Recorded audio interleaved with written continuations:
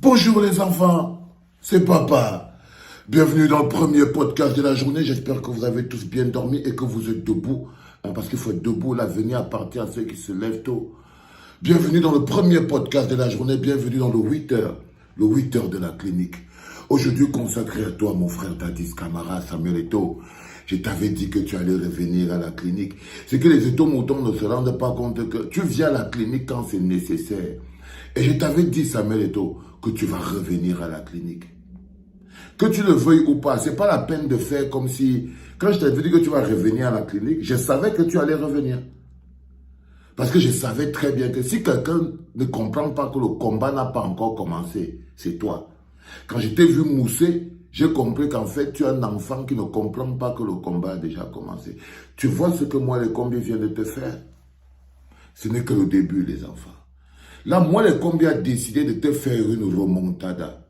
Les enfants, ce que Samuel Eto'o ne veut pas comprendre et que vous ne voulez pas lui expliquer, mais qu'on va lui expliquer parce que nous, on est à la clinique, c'est que déjà, un mois, les combis, c'est un rancunier.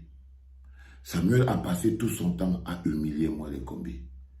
Oh, je ne veux plus voir un ministre là où il y a des joueurs de football. Je ne veux plus voir un représentant du ministère. Je lui dis que frère, calme-toi avec le gros cœur que tu as là. Dans le pays, si ça a toujours été MINSEP, FECAFOOT. Il n'y a jamais eu un moment où la FECAFOOT s'occupe seule des affaires du football. Oh, tu es venu avec le chèque en blanc. Je ne veux plus le voir, tout le monde est en haut. C'est ça même, Samy, allume-les, allume-les, allume-les. Je regarde du côté de moi les combis, je vois que moi les combis ne bougent pas. Je dis que le vicieux grand frère moustachu que je connais ici, comment se fait-il qu'il ne réagisse pas à toutes les humiliations que Dadis est en train de lui faire? Tu organises un COMEX, on fait venir le représentant du ministère de la FECAFOOT. Tu le mets sur le côté. Tu cherches l'argent du football. Tu pars voir ton pote, l'homme à la punk, et tes amis les babouquets. Tu traverses le moustachu, barbeux, moi les combis. Chaque fois que tu l'as humilié, j'ai dit que le type, c'est quand moi les combis va te remonter entre les reins, tu vas savoir. Tu es parti ramasser l'affaire de One All Sport. Moi, le combien a fermé la bouche. Et je t'ai dit qu'il t'attend là aussi. Hein. Donc, pendant que tu faisais ton boucan, je ne veux que te dire, fais attention. Le vieux, c'est un apparatchik. Le vieux, c'est un apparatchik. Le vieux, moi, le combi, c'est un apparatchik. Il connaît bloquer les gens. Donc, il est en train de te mettre des pièges politiques. Mais tu ne fais pas attention. Puisque toi, tu écris ton histoire, les autres la racontent. Puisque tu écris ton histoire, les autres la racontent. Et le bonhomme, il s'est laissé écraser, humilié, sous les applaudissements des étomoutons. Je t'ai dit une fois, arrête de tirer sur les boules de moi les combis de cette manière. Même si tu es grand comme en haut, n'oublie pas que ce pays est fondamentalement politique. Tu as dit que tu es l'ami. Tu comptes sur Chantabia. Tu comptes sur Babouké. Tu comptes sur l'homme à la punk. Et te dis que quand le moment de te renier va venir, les premiers qui vont te renier, ce ne sont pas les étomoutons. Les premiers qui vont te renier, Samuel, c'est les babouquets. C'est tous ces gens sur qui tu comptais en ce moment-là. Et le temps a passé. Le One All Sport est venu. C'est tombé. On ne sait même plus si le maillot là existe quelque part. Tu ne te rends pas compte que jusqu'à présent, moi, le combi n'est pas venu te demander les comptes que, mais on est où est les milliards que One All Sport? Parce qu'il veut te mettre à telle fois. Il te calcule pour aller une fois à fond à la caisse. Donc, il a avalé l'histoire de One All Sport. Les champions, les présidents de clubs s'énervent, ils n'ont pas l'argent, ils ne sont pas payés. Ils ne parlent pas, il ne faut qu'engranger les preuves contre toi. Dès que quelque chose se passe, il fait des réunions dans ton dos. Je ne fais que te dire, frère, moi, les combis va te faire du mal. Moi, les combis va te faire du sale. Tu entends nom Dadis, mais tu n'as pas compris. Tu n'as pas compris qu'il est tout aussi rancunier que ça. Il a attendu et je profite en ce moment pour te transférer mes condoléances. J'ai vu comme tout le monde que ben voilà, tu as perdu ton père. Je suis totalement désolé. C'était pas peut-être la voix la plus autorisée pour parler de ça, Mais je tiens à ce que tu sois à partager mes sincères condoléances avec toi, frère. Je sais qu'il était un monsieur très important pour toi. Super, super important. Et je sais que ce n'est pas un petit coup que ça te fait vraiment mal. Force. Mais tu vois, moi, le combi, il a profité du fait que tu sois en ce moment, la tête dans le deuil de papa. Que tu sois en ce moment en train d'organiser, en train de t'harmoniser avec le deuil de ton papa. C'est en ce moment où moi, le combi décide de te faire la première remontada. Première remontada, il faut d'abord montrer à Pomba que tu es incompétent. Première chose. Que tu es vaniteux.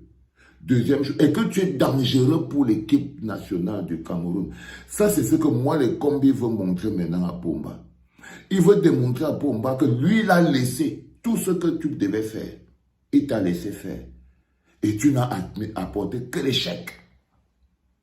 Première chose, il s'appuie sur l'équipe que Pomba regarde le plus. Parce que Pomba s'en fout de piment de Bayangama.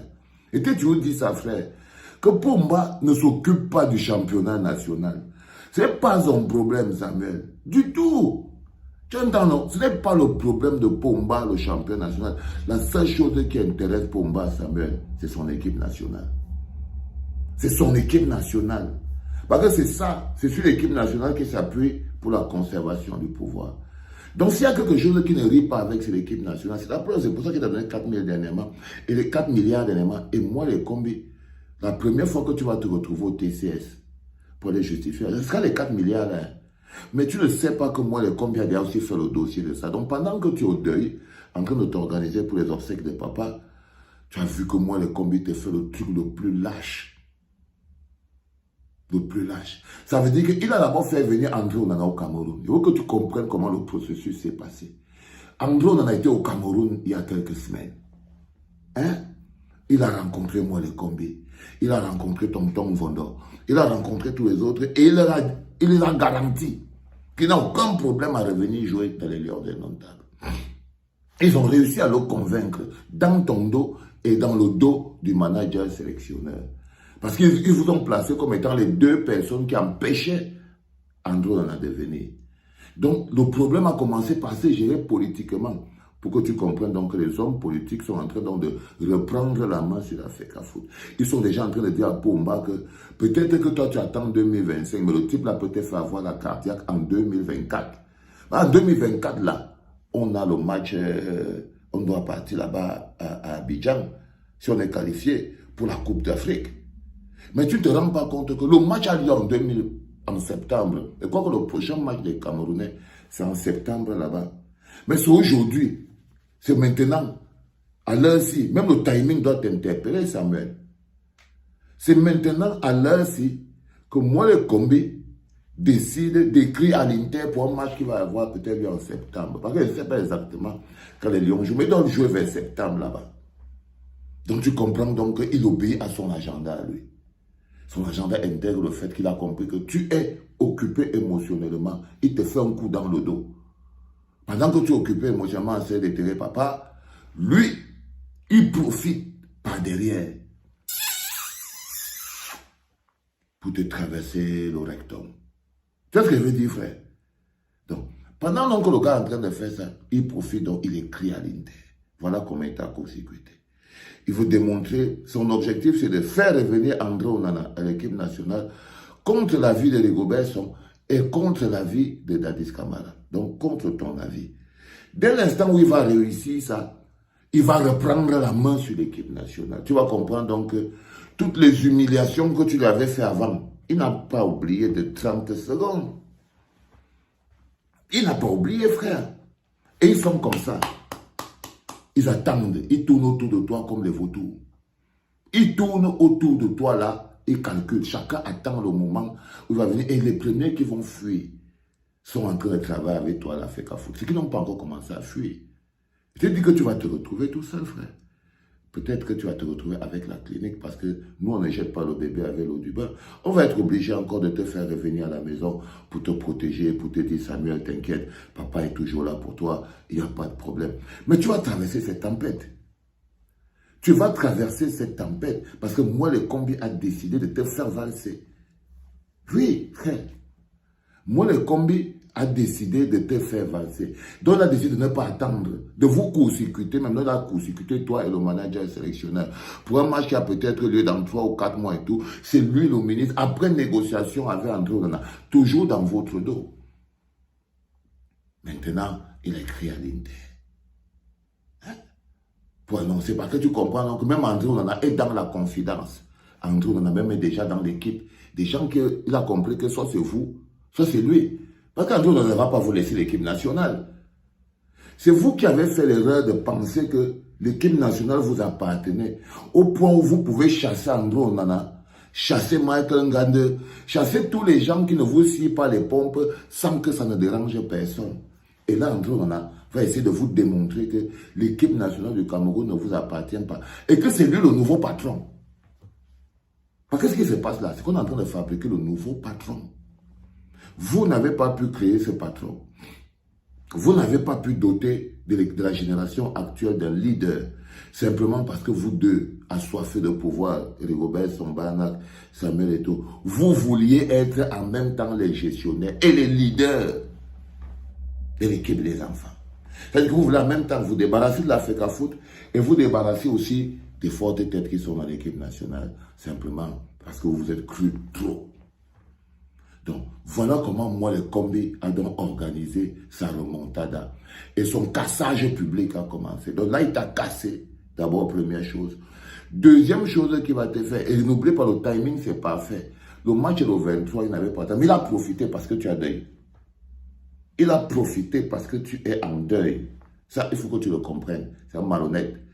Il a profité parce que tu es en deuil et il t'a envoyé le truc. Et il t'a envoyé le truc. Tu vois ce que je veux dire? Et il est déjà en accord avec André Onana. Maintenant, tu vas te retrouver dans une logique où vous ne pouvez pas, toi et Dadis Camara, vous allez trouver un moyen de reprendre André Onana avec le sourire. Ton premier revers et le premier revers que va avoir ton frère, le philosophe, manager sélectionneur, philosophe, et toi, pour votre premier revers, c'est que vous allez sourire devant André Onana.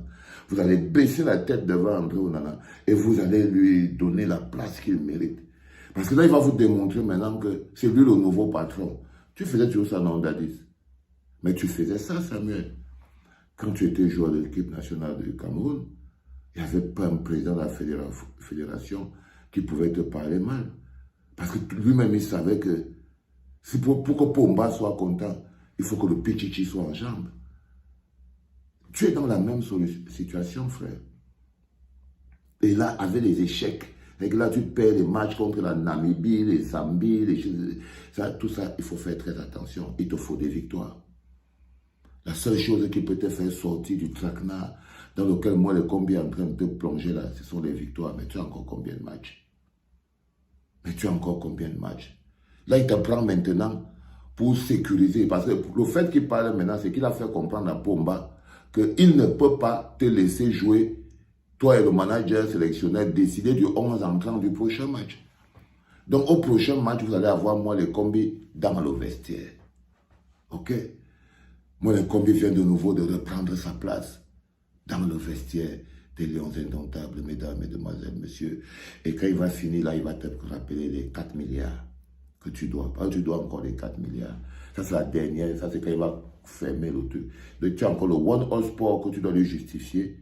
N'inquiète pas. Ce sont les étaux moutons qui ont oublié. Lui, il n'a pas oublié. Donc, il y a le One All Sport. Il y a le procès avec Coq Sportif, le milliard qu'il doit payer. Il sait. Donc, il va aussi reposer ça sur la table. On va faire comment avec le milliard. Il y a le milliard de Conceição qu'il faut payer aussi. Hein. On avait changé Conceição contre le manager sélectionneur, le philosophe.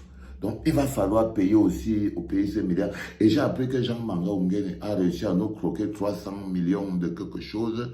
Donc, il faudra aussi payer ça. J'ai appris qu'il y a les hôteliers pour le championnat passé. Ils ne sont pas encore payés, les prestataires de services de la FECA Foot.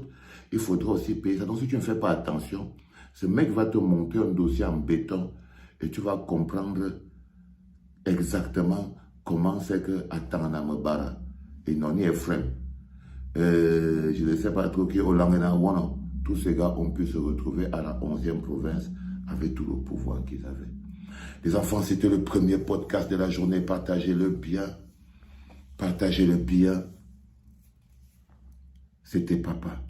Ténor, j'ai rendez-vous avec toi en deuxième podcast. Ça va être sale.